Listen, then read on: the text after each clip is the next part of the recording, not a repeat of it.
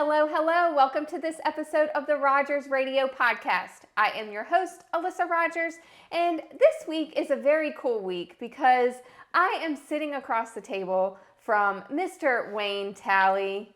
Yes, you! Yay. So exciting. I'm excited to have you here. Good to be here. Yes, Absolutely. because you have been here for the day. So we're wrapping up on an entire day here at Rogers Heating and Cooling. Well, Mr. Talley, would you prefer me to call you Mr. Talley? I feel like I need to because you're a teacher. You know, it's summertime. I'm not teaching. Call me Wayne, please. Wayne, okay, I got you. Even at school, my wife is a school teacher and at the same school system, and she calls me Mr. Talley at school. I want to tell you, I kind of liked it at first. She calls me Wayne at home. Actually, she calls me. Anyway, let's go. Yes. Ask some more questions. Yes. So Wayne is here. Because he is participating in a program through the Institute for Advanced Learning in Danville. And they are doing, it's called the Excite program, yes. Excite program, where teachers from all over the community. Yes, Halifax, they had teachers in Halifax, Pennsylvania County, and Mecklenburg County, which is where I'm from. They did. And it's a program we can go into businesses and see some real world hands-on operations, if you will. It's so cool. And cool. when we learned about this, we said, sign us up. We would Great. love to have teachers here and see what we do so you can take it back to the students. Yes, that's my goal. Yeah. Take back what I learned so my students can understand what I understand. All they know is school. Yeah. And that's about it. So I can give them some real world experience. It's so cool. And, you know, you've been here. We welcomed you in here this yes, morning. You did. And we took you through a signing day. Yes. And if you're watching, you see Wayne has on the Rogers jersey. He's official. We have sent him out on a service call with Jamie and taken you on a tour. And we've done a lot of fun things today. We even had you on camera again. Yes, thank you. So this isn't the first time you've been on camera here. No. And so take me through the day. How is it from your perspective? Well, from my perspective, coming in as someone that I thought you did HVAC, because it's Rogers HVAC, heating and cooling. So okay, that's kind of what I expected. Sheet metal, maybe be bent or maybe a service call or two, but it's more than I thought it would. When I first came in, you rounded up your crew. I got a, hey, how you doing? Welcome in. And I did not expect that. In fact, the 4 places I've been this week in businesses, this is the first time that's happened. Thank you for being so excited and making me feel welcome. I appreciate that. Yes. That didn't happen anywhere else.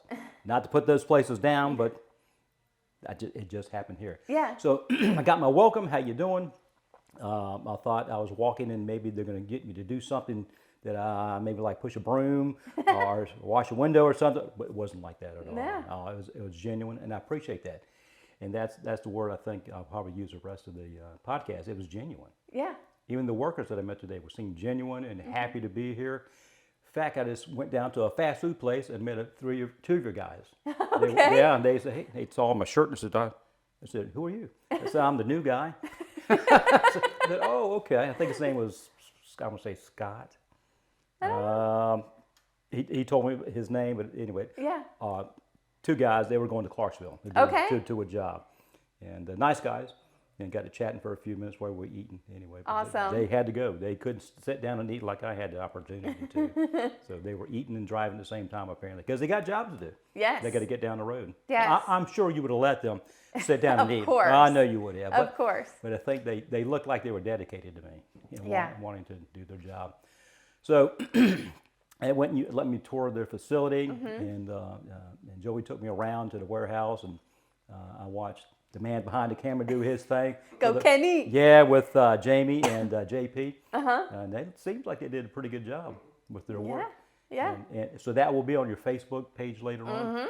It will. Looking forward to seeing that. Yeah. And they thought they did a great job, and it seems like it looked like one of the guys was really nervous when he did it, but I thought he did a great job. Yeah. And as a teacher, you kind of learn to put your feelings to the side and just do your job. Because I have to speak in front of students every day, And this seems somewhat comfortable. Of course, I've never done a podcast before. And this is your, how many, 500th podcast probably? I wish. We are in the 50s. In the 50s? Yes. Well, I'm glad to be a part of that then. Yes. That's fantastic. But I digress. So I go back then. Then you got me to go on a call with Jamie Shelton. And so my goal with Jamie is to stay out of the way, which I think he appreciated. Because I'm just there to watch and observe and not get in the way, not ask too many questions. And we put a fan motor in, and went to plug it in and button everything up, and it didn't work. So I knew maybe my first instinct was ask why, Jamie, why is it you think? But I thought if I did that, he needed time to think. Yeah. To kind of go through the process. So he was real quiet for a few minutes. So I stepped back and watched what he did. So he got up and went to his truck, got a meter and stuck it on there. He said, it's the capacitor. And lo and behold, he went and got the capacitor, put it on, plugged everything back in. It worked fine. Great. So in my understanding, he's only been here a year or so. I think that's a testament to you and your husband training him. Awesome. Because he said that he didn't know much about HVAC when he got here. He did not. That's incredible. Yeah. Because that HVAC intimidates me. I know how to put I know how to put a window air conditioner in. Yeah. I know how to turn it on. But capacitors and things like that, that's not my skill set. Yeah. When it comes to carpentry. And so I think you really taught him well. Well, he thought through the process. He did his checklist and said, that's got to be it. Well, we appreciate that. Training is very important here for Yeah. us, and we train every single day here. Right. And I know you being a teacher, let's talk about that. Okay. So tell us about your background and what led you to teaching and what you teach. Well, first I teach in Mecklenburg County, Virginia. I teach carpentry. We have a brand new school, brand new facility that opened up this past year. But the 3 years previous, I was at a Bluestone High School in Virginia and taught carpentry there as well. Before that, I was self-employed. Okay. Running up down the road, I was by myself doing the work, and did that for 15 years. And before that 15 years of working for myself doing remodeling, I taught 2 years high school carpentry. After 2 years, at that time, I said, I'm not going back and teaching again. But look at me now, I'm teaching high school again. So I've been in the remodeling, construction industry probably all my life. I've seen a lot of buildings go up, HVAC systems go in, electricals, plumbing. I think I can do a little bit of everything except HVAC. Hey, now you can do it. You changed the condenser fan motor today. Yeah, it looks simple. Jamie made it look simple, but you know, there's no such thing as simple when it comes to construction or things like that. He just knew what he was doing. Yeah, and he did a great job with it. And so that's my simple story. Well, let's go back even further. Yeah. My dad was a hull technician in the Navy, which means on the ship was out to sea and it broke down. He was the plumber, he was an electrician, he was HVAC guy. If it broke, he fixed it. So cool. He had to, because when you can't order a part off Amazon when you're out at sea. True. You might, well, maybe you can now, but back in the 60s and 70s, you could not. So I grew up in a shop all my life, and have always been inclined to do something mechanical with my hands. Yeah. So it's been fascinating that way, and I've always done it. But now the reason why I'm a teacher, I guess the real reason, I love the hours.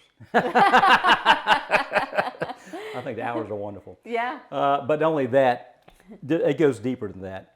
I like June, July, and August. Okay, those are time off. As it goes even deeper than that, let's delve deeper into it.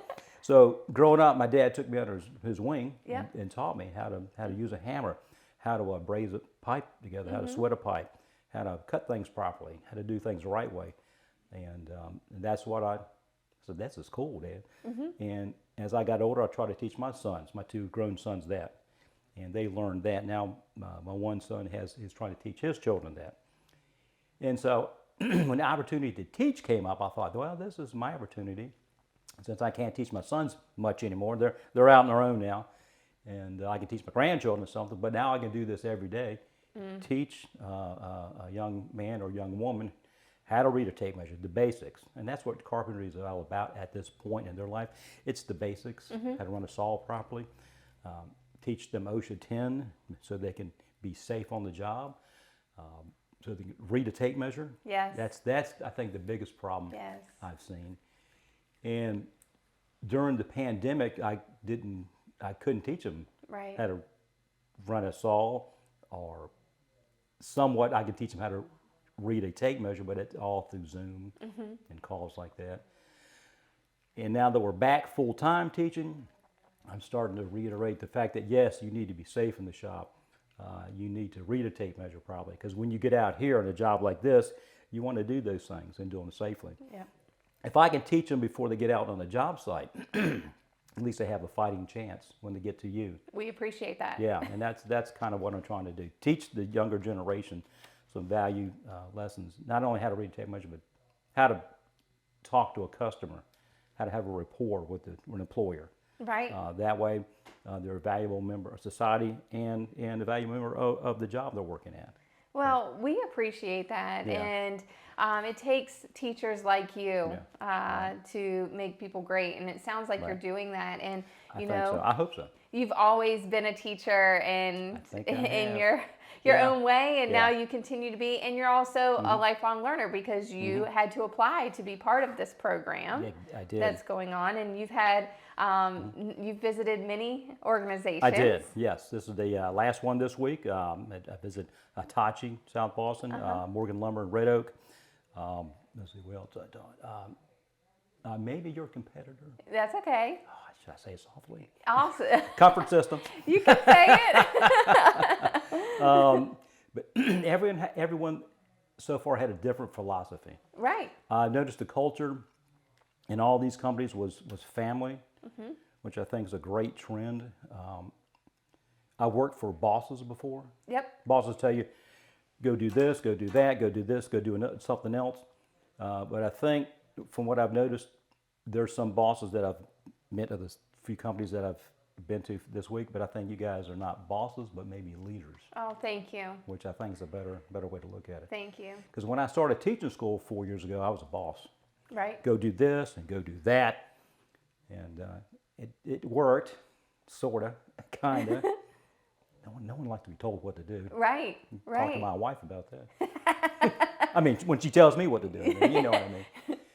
So I thought, well, maybe it'd be better to show them what to do. And that way, and kind of, I'm not necessarily a friend, although I will be a friend to my students, but I'm first of all their teacher. Then I can become a friend later. Oh, I think it is. It's very important. Absolutely. And I'm glad that you've had an amazing experience this week. Yes. And Yes. I'm glad that you were able to come here. Yeah, I and am too. We were able to meet and get to know you. And Thank I you. hope that we can continue giving back to your students. I hope and so, too. we're here for you. I would love to stay in touch. Yeah, I really absolutely. would. Absolutely. That'd be awesome. Yeah, Good, and good. thank you again, Thank you. and thank you to all the listeners here, and thank you to the Institute for Advanced Learning Thank you and for them, Mecklenburg County Schools for allowing this program. This is a huge step in the right direction of getting these students up to speed on what it's like to join the workforce, and especially the trades. We love the trades around here. Absolutely. And thank you for everything that you do for your students Thank you. and for the school system. And we will stay in touch. And everyone listening, thank you for listening to another episode of the Rogers Radio Podcast. I look forward to talking to you next week.